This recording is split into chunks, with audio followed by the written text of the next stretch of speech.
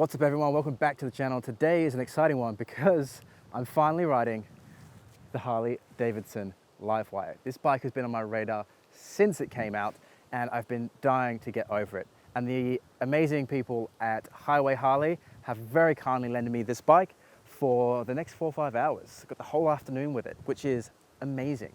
So I obviously did the best thing I could with the bike like this, and that's ride it straight from the dealership into the beautiful hills of Perth to really put it through its paces and get an idea of what this bike is all about. I've been really excited to ride this bike, not only because it is the first electric bike that I've ever ridden, it's also the first electric vehicle I've ever been on, in, ridden, driven, or anything. I've never had anything to do with electric vehicles whatsoever until now. I've been riding in road mode to get here. Now I've got a bit of a feeling. We're going to switch to sport. So here we have S, we're in sport mode now. We're going to change the display here so that we can see the kind of power level of the bike as we accelerate, and then we'll also be able to see the amount of decel as we let go of the throttle too. So nice little change there on the TFT. Enough chit chat, let's go. Alrighty, we are away. So I think one of the most common things you'll hear on reviews of this bike is, the weirdness of no clutch, no gears. To be honest, I really like it. I've adapted really quickly to it. Like even now already, I'm not reaching for my clutch or my gears, and instead I'm just really connected to the throttle. I mean, it's so quiet. Let me just slow down again before we head out. It is so quiet. I mean, we're out here in the beautiful countryside. I mean, look at these hills, they're gorgeous, and the roads are just amazing around here. But when I slow down, and that whir goes away, it's just silent. Oh, no big burbling V-twin to ruin the moment, hey? And I guess this is also a good example of just how easy this bike is to control at slow speeds. I mean, like one-handed, 6 kilometers an hour, and it's no issue whatsoever. I don't need a back brake, I don't need a clutch. The throttle handles everything, and it handles it really, really well. Okay. Now then, which way are we going? We are going left. Let's go.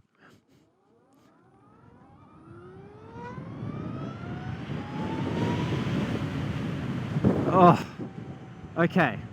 So let's get the obvious out of the way. The acceleration on this bike is like nothing, and I mean nothing, that I've ever experienced before in my life. I mean, it is incredible. And we'll talk more about that as we go along on this ride. Right now, we're in this beautiful little windy section, and the bike just sticks to the ground. I mean, it just sticks and then pulls out of the corner like effortlessly.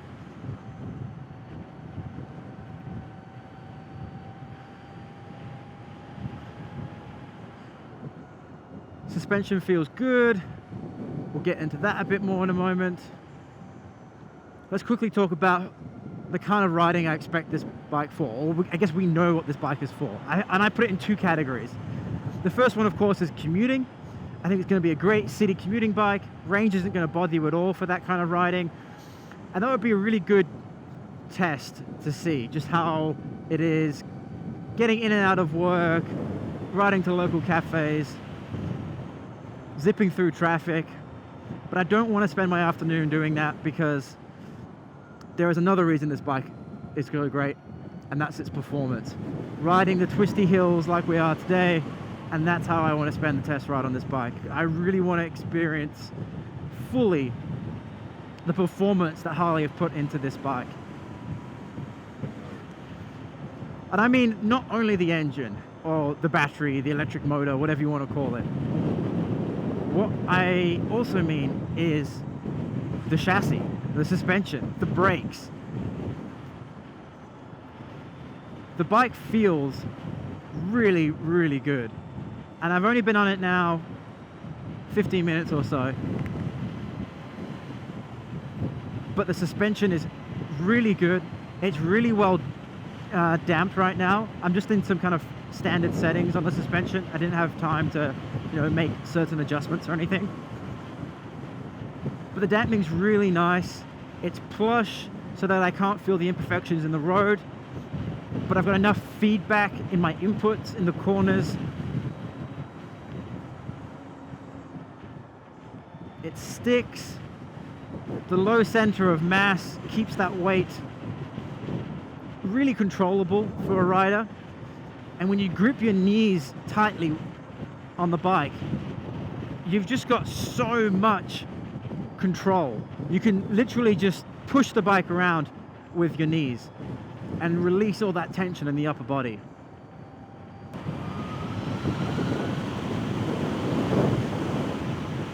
Wow.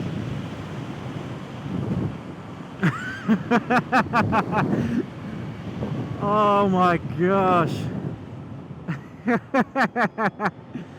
This bike is so fast.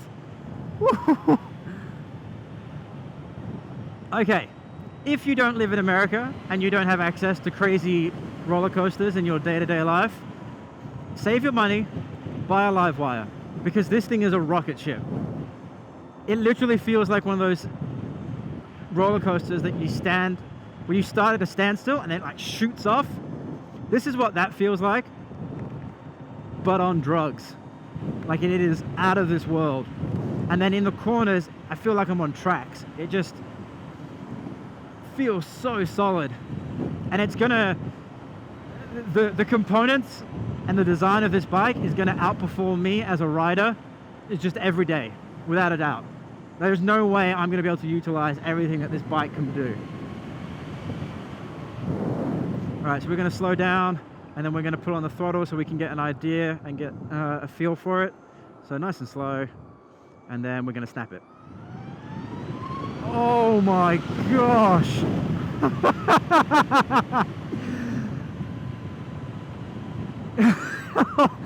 Oh God, I've never been on a bike that makes me feel so giddy. The G's of that literally took my stomach away. Just incredible. Absolutely incredible. Wow, sport mode is no joke. So what I love about sport mode on this bike is the feeling of the throttle. Now, I've obviously been on other bikes that have ride modes and they change the throttle response on those ride modes. And some of them do it terribly. For some manufacturers, and I'm not going to name any names, Indian, when you switch to sport mode, the throttle becomes really snappy and twitchy in a bad way. Like you can't ease on that power in any regard. Sport mode does not mean twitchy and uncontrollable. It just means you're utilizing the full power of the engine. And Harley with the LiveWire has done that exceptionally well. There is a full connection between the throttle and the engine response.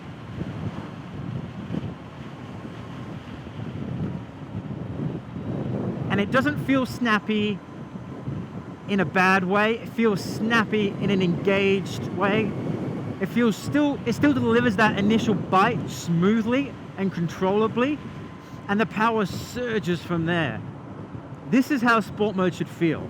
It shouldn't feel twitchy and annoying. Well done. Ergonomics are pretty interesting. I'm already feeling a little bit sore in the groin. I've got to really focus on keeping my weight back in the seat by gripping the knees around the console of the bike.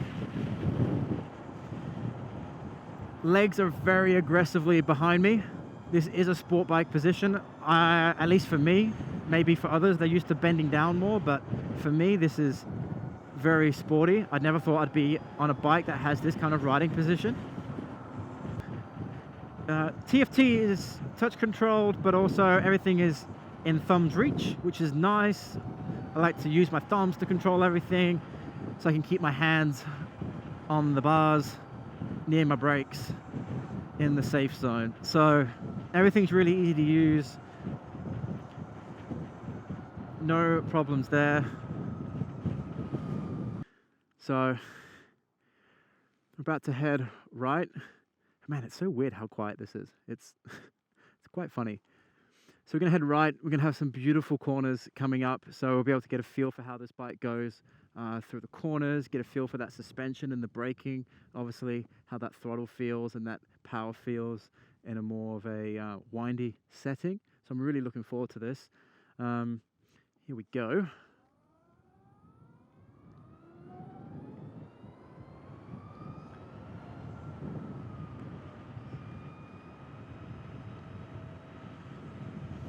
So before we hit those corners, let's just talk about the fit and finish. My gosh. Not that you'd expect anything less from a Harley Davidson, but the fit and finish on this bike is unbelievable. The paint, though not my color, is gorgeous. Got that beautiful flake in it, nice sheen, slightly matte, very, very nice. Everything feels premium. The textures of all the materials used, everything you interact with, it just feels solid. And I think that's always where Harley steps it up over their competition.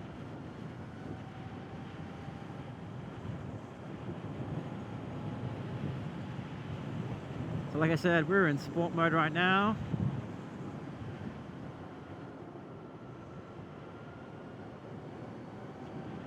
Here we go.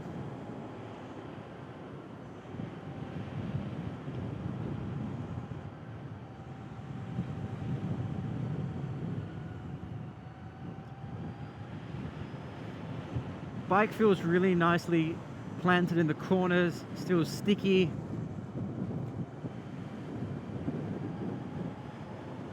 I can feel what's going on underneath me. I can feel what the tires are doing on the ground. But the suspension is still like taking out a lot of that imperfection, soaking it up nicely, keeping me planted. Bike doesn't want to stand up in the corner, which is nice. It likes to hold its line.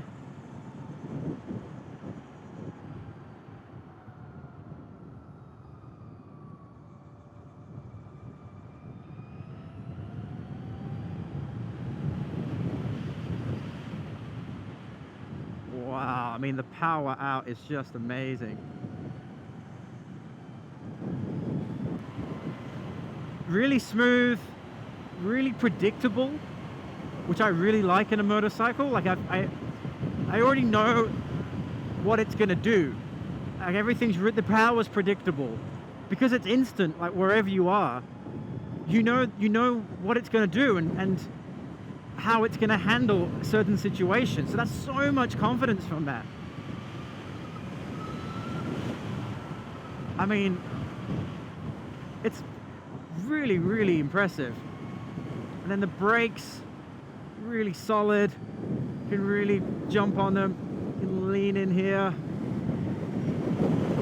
accelerate out.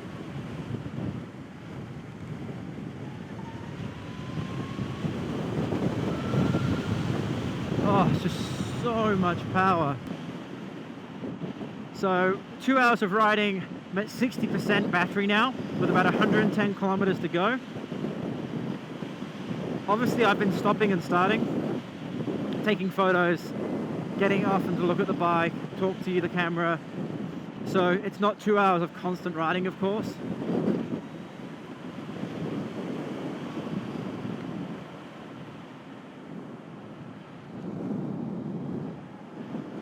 But I think the range on this bike is absolutely fine. I mean, look, the only time it's going to be a problem is long distance, like camping or cross-country trips. But there are plenty of reasons not to choose this bike for those kinds of trips that aren't the range. I mean, where do you begin?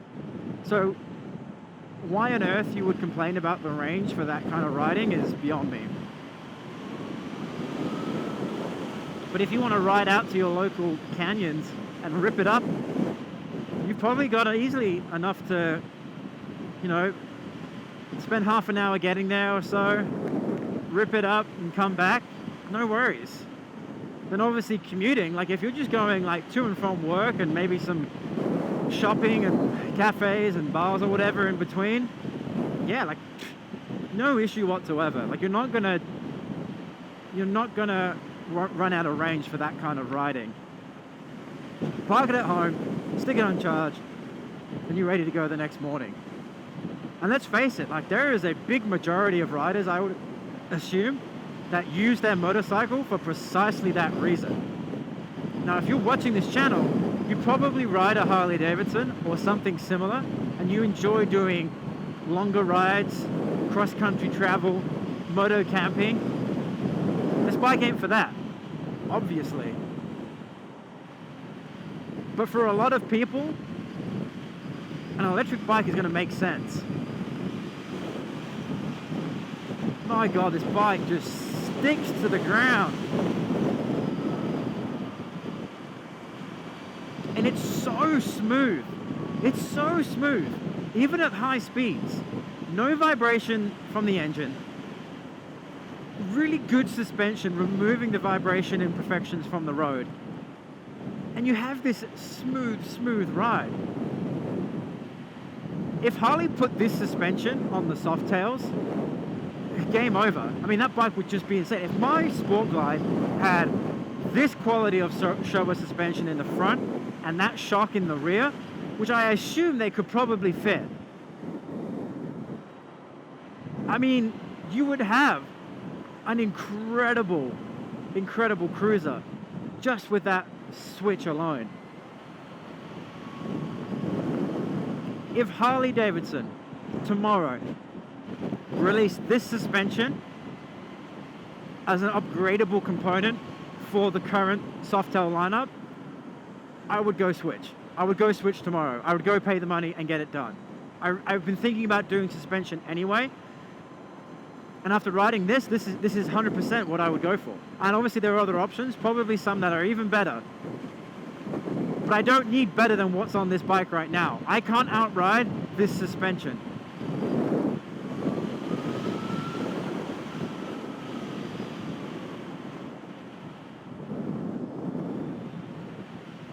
Let's talk about the elephant in the room, the price. Oh my gosh. Keyboard warriors are probably having the time of their life right now in the comment section. Yes, the bike is expensive. Yes, this is brand new technology. Yes, brand new technology costs a lot of money. I mean, what's new here? I mean, a Tesla here in Australia costs 150 grand starting. So at 50,000 Australian dollars, to me the bike actually makes sense at this price. Harley didn't make a bike that they wanted to get in the hands of every, motorcycle rider. They wanted to make a bike that was, hey, look, we're Harley Davidson and we can make an electric motorcycle that's completely badass. And they did it. And that costs money. And you know what? In 5 years' time, a bike like this will cost half the amount of money. That's how it works. And there will be a wider range of bikes to choose from with different budgets in mind. Harley is just stepping up and saying, yeah, we can do this. Look how good our R&D team is. This definitely sets the stage, in my opinion, for future bikes. Pan America, 1250 Custom, and anything else that's set to come out of the usual Harley lineup. This sets the stage. It shows us that the R&D team is pretty damn good, which I never doubted anyway. It shows us that Harley knows how to make an incredible motorcycle that can perform with the best of them. I think up until now, there has been a, difference in values with Harley riders compared to, sport bike riders or what have you. But now with the performance bagger movement, the performance Harley, Dyna, Softail movement, whatever you want to call it, there's been a focus on performance. There's been a focus on bikes that not only are awesome cruisers, but can handle corners, can handle twisties, handle high speeds. And this shows us that Harley can build bikes like that. And it'll be interesting to see if they adapt some of these components and technology into cruisers and into other types of bikes that they have lined up. Man, this bike is so much fun. I don't think I've had so much fun on a bike ever in my life. I'm gonna come out and say it. Alrighty, everyone, so those are my first impressions of the Harley Davidson LiveWire. Oh, so much fun. The most fun I've ever had on a motorcycle.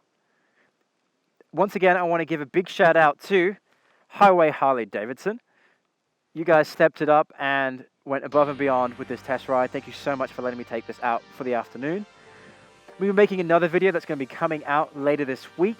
Going to deep dive into this bike just a little bit more and discuss my final thoughts on the motorcycle and answer your questions that you had on the LiveWire.